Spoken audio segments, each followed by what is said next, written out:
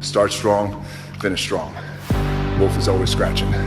Let's roll. Up at 3:45 a.m., cardio by 4:45 a.m., hitting the iron by 6:15 a.m., in my pickup truck by 7:15 a.m., heading to work, ready to get after it, ready to shoot. There's no substitute for hard work. I'm gonna make something out of myself, and it's gonna be so good, it's bad. From the people's champ at WWE to now a box office sensation, Dwayne "The Rock" Johnson. When I was at the height of my career in the WWE, I felt that for the very first time that I was close to accomplishing everything that I wanted to accomplish in wrestling. And I quietly walked away. Kind of shook me a little bit because wrestling was all I knew at that time, and I had dabbled in acting. But yet I also felt that I wanted to do more.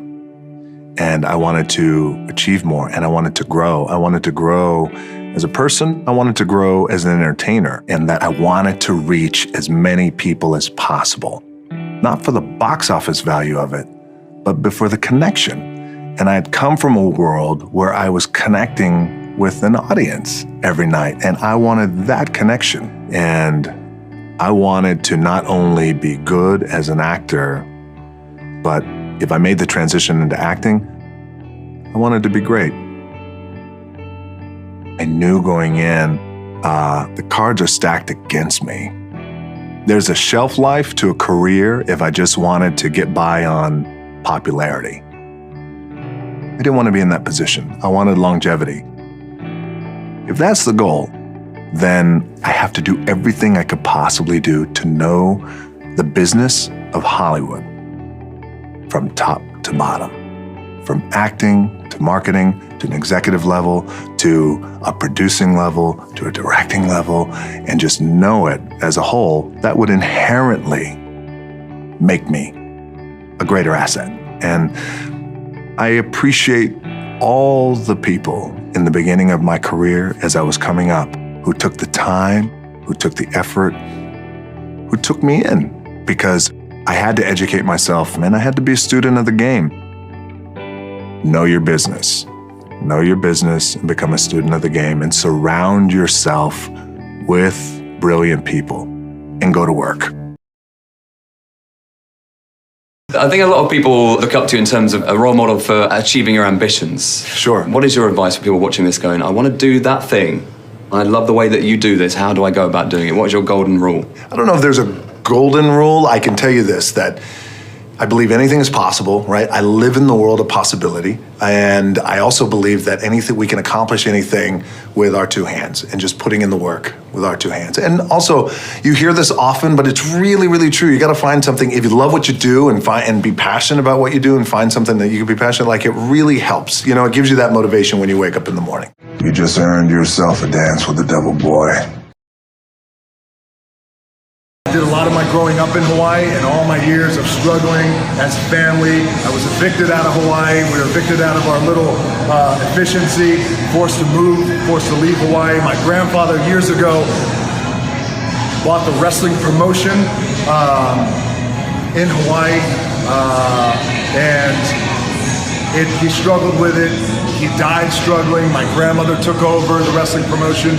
She became the first woman promoter in pro wrestling. In a very cutthroat, shark-infested world. And anyway, Hawaii just always represented so much struggle. I started getting arrested when I was 14 years old, doing a lot of stupid shit I shouldn't have been doing. I was, at that time when we got evicted out of our efficiency, I thought it was the worst thing that could ever happen, and actually at that time it was, but now in hindsight, it was the greatest thing to ever happen, because it forced me into this mindset, honestly, of hard work, because I was like, if I could do anything, I would do everything I can to make sure we never get evicted again. And anyway, that kind of mentality drives me today. I got a plan. Might get us both killed, but if it works, it'll be a totally boss story. Cool? But wait, I need one more chance to prove that Okay. I could too be a maybe Greek god. Because that's my other favorite part of the film. We're kind of like, is he or is he not?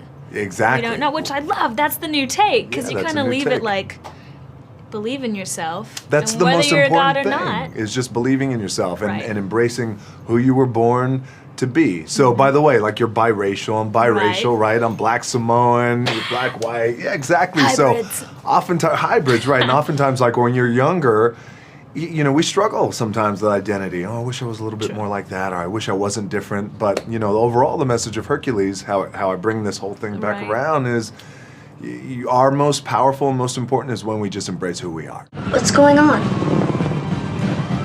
Daddy's got to go to work.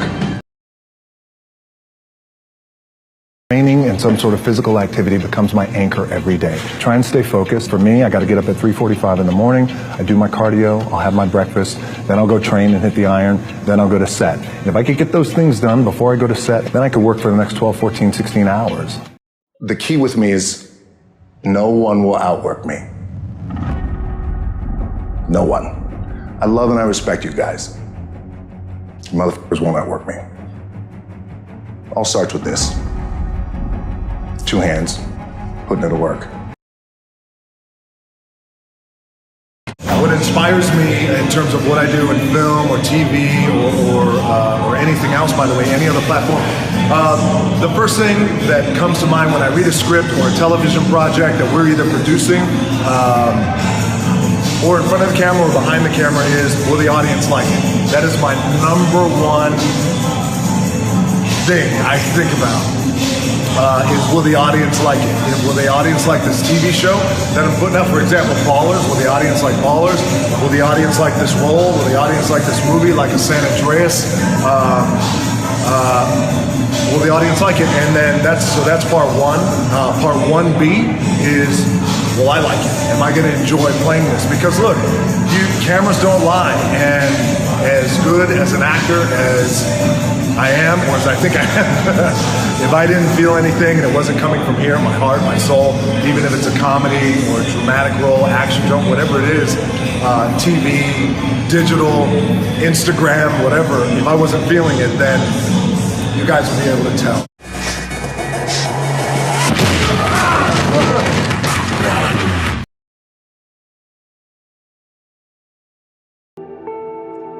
I'm immediately going to launch myself into training for professional wrestling. I couldn't have launched myself with that type of training that I did every day for hours in a boxing ring that was stiff like concrete. Every day for hours. I couldn't have launched myself with that type of mentality had I not fallen on my face after 10 years of football. Failed. A failed football player who wound up moving back in with his parents at 24.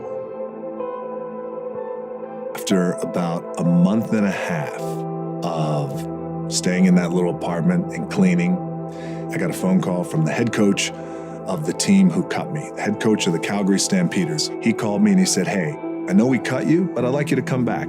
I said, "Okay, I appreciate that, coach. Thank you very much. I'll think about it." He said, "Okay, great." I hung up the phone and my dad said, "You're gonna do it, right?"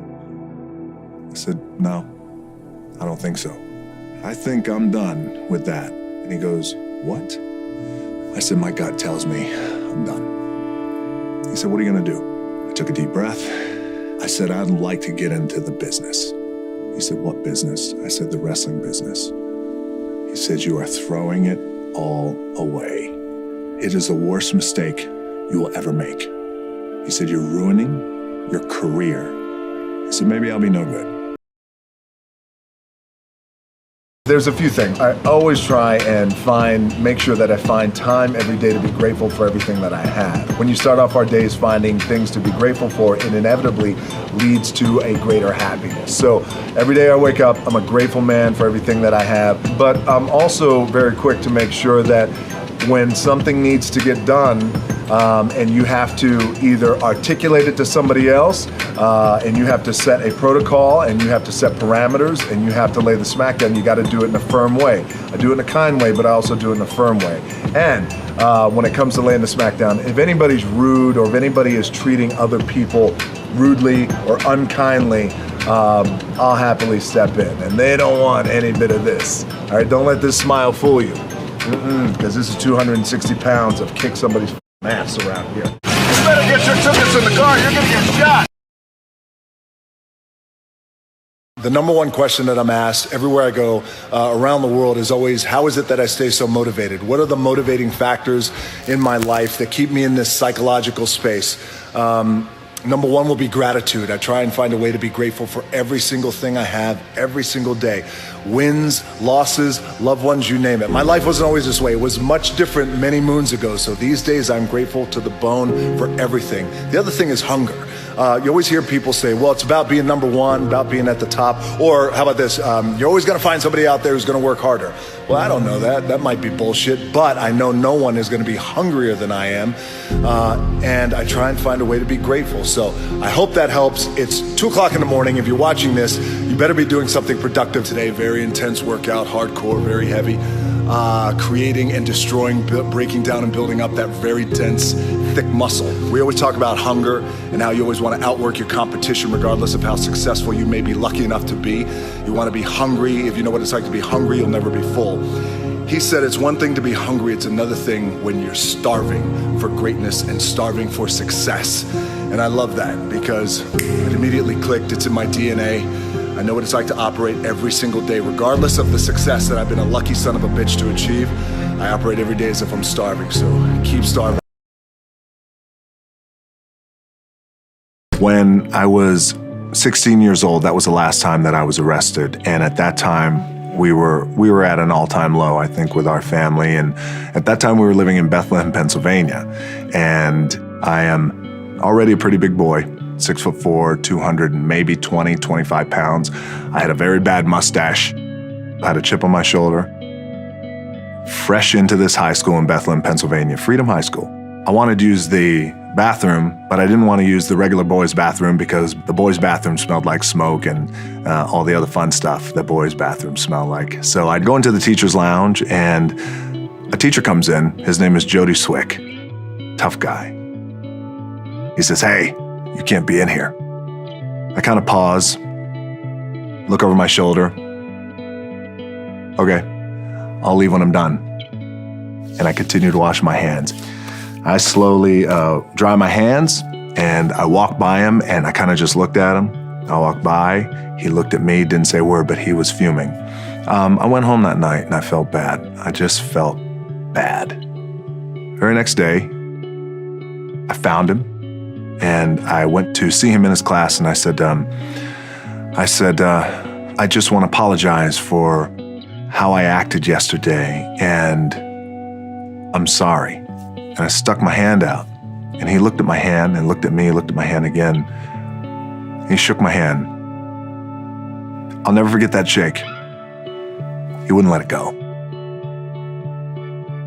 He said, "I want you to do something for me." "Yes." "Why don't you come out and play football for me?" I said, "Okay." He said, "All right. Have your word?" "Yeah, sure. You got my word." I didn't think much of it. I thought, okay, yeah, play some football. Like playing football? Sure. It's cool. And I went out and I played football for Jody Swick. And he was our head football coach. And he became a father figure to me and a mentor.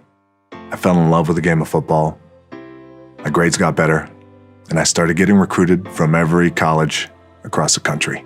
College coaches will come in. You say, "There he is, Dwayne Johnson, 6'4", 250. Plays both sides of the ball. Very aggressive." My thought process started to change. That's when I started thinking about goals and what I wanted to accomplish. And I love that man. I'll never forget the impact that he had in my life.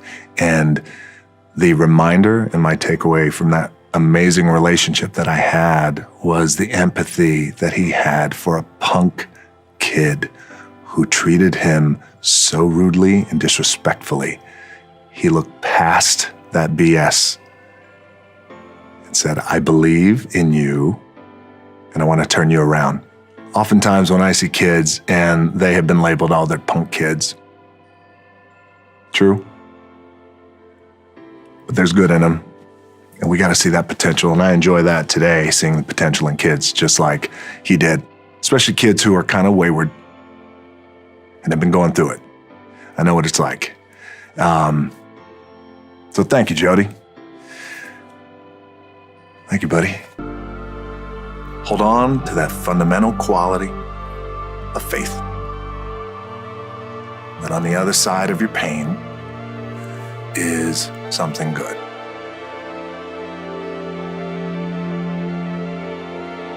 When we can learn from people who have achieved great level of success, and the phrase stand on shoulders giant. So for example, you've just watched a series of what make this person great.